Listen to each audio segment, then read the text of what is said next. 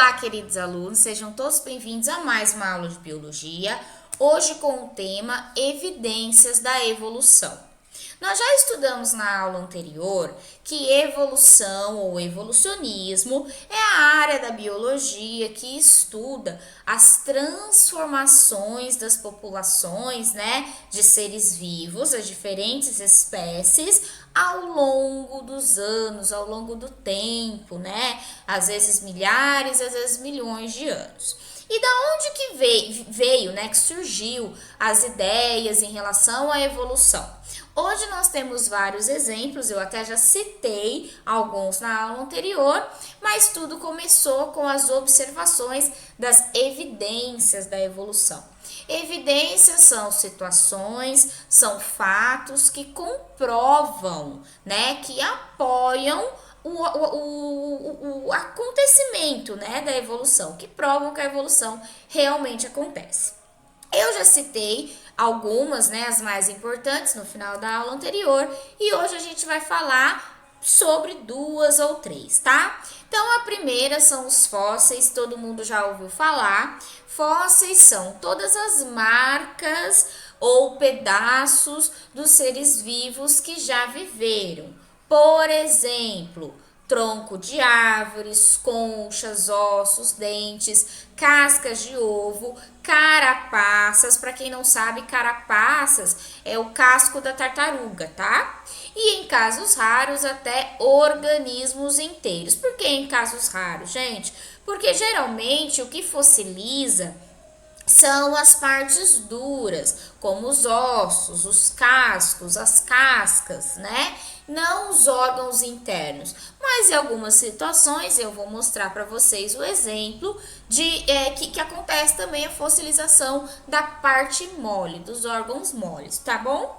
Também é fóssil as marcas, como as pegadas, Então, a pegada, a unha, eu não citei aqui, mas unha também é. E pegadas também são fósseis, tudo bem? Aí aqui alguns exemplos, nós sabemos da existência de dinossauros, porque existem fósseis de dinossauros em todas as regiões do planeta. E aqui no nosso Brasil também há uma quantidade riquíssima de fósseis de dinossauros. Esse fóssil é de um ancestral dos artrópodes, ou seja, um primo do passado dos insetos ou das aranhas.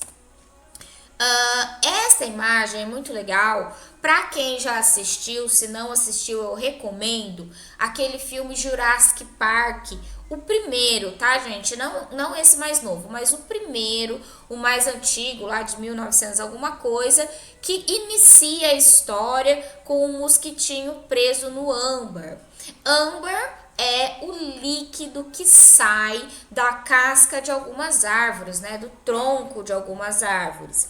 E daí, pessoal, pode acontecer de algum inseto que estava lá pousado nesse tronco de árvore ficar preso no âmbar. E o âmbar é tipo uma cola que endurece, Então tá aqui essa imagem, é real, isso realmente acontece e retrata muito bem nesse filme Jurassic Park, o mais antigo. Eu recomendo não só por essa história do âmbar aí, mas também porque é um filme que tem muitos conceitos de biologia. Todos eles, até o mais recente, também tem conceitos legais de biologia. Mas os mais antigos são os mais interessantes, ok? E aí, para fechar, também recomendo o filme A Era do Gelo, que aparece os mamutes, E aqui é um mamute verdadeiro que ficou fossilizado inteiro. Por quê? Porque ele estava no gelo, tá? Então, coloquei aqui filhote de mamute encontrado no norte da Rússia, datado de 42 mil anos atrás, ou seja, acredita-se que ele viveu, que ele estava vivo há 42 mil anos atrás. Beleza? Esse cara, pessoal, esse mamute filhote, ele está fossilizado, está lá, numa área especial, com a temperatura ideal, a iluminação ideal, porque ele foi encontrado com os órgãos todos internos, né? Então é muito legal. Por que que ele conseguiu fossilizar os órgãos internos? Porque na verdade congelou, não endureceu, não virou fóssil. Tá congelado os órgãos. Então foi uma situação que o mamute inteirinho se tornou um fóssil, certo? Muito legal, muito interessante. Outra evidência da evolução, tem esse texto bem grandão, tá, pessoal? Mas é só para eu me nortear e para vocês poderem anotar. Mas o que que é? A anatomia comparada é muito simples. É comparar a anatomia dos diferentes seres vivos, ou seja, os órgãos, o corpo dos diferentes seres vivos. E daí eu coloco aqui uma frase para chamar atenção. Semelhança quase sempre sugere parentesco. O que que isso quer dizer?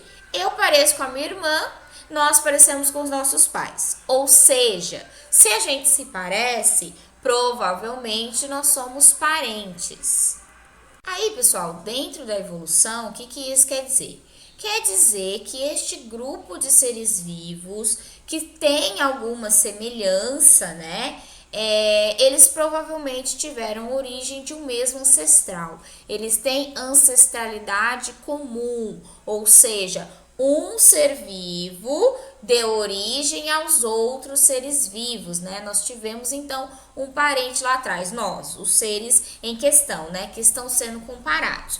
Então, a anatomia comparada vai encontrar semelhanças e diferenças.